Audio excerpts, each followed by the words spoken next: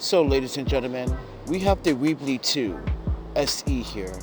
And as you can see, this is my mobile setup.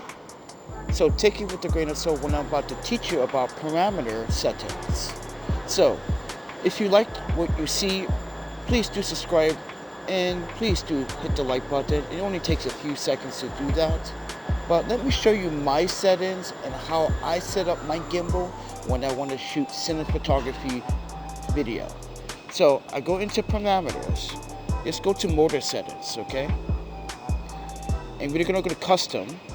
Now you can copy these settings, but based on your rig, you may want to increase it or decrease it. But these are my settings here. For the motor, I have the pan at 25, I have the roll at 35, and I have the tilt at 35. If you go to smoothness, I have it at 135 all the way. Pan, roll, and tilt.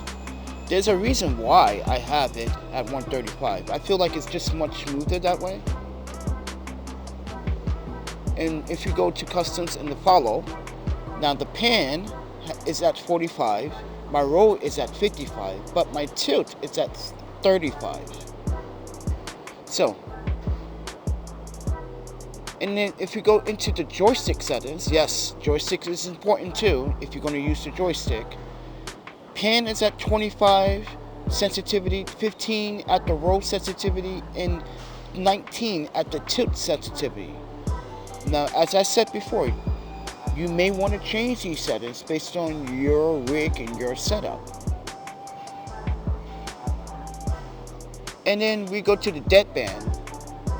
And the custom for that is the pan is at 7 and the roll is at 4, but the tilt is at 6. Now, sometimes I will switch this between 4 and 6 based on the load, so keep that in mind.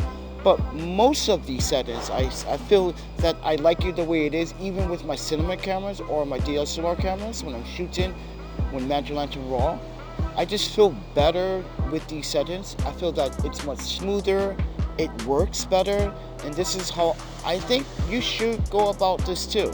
So if you have the Weebill 2, always change the parameter settings because it's going to make a big difference. But with that said, everyone, less than 3 minutes, that's all you have to do.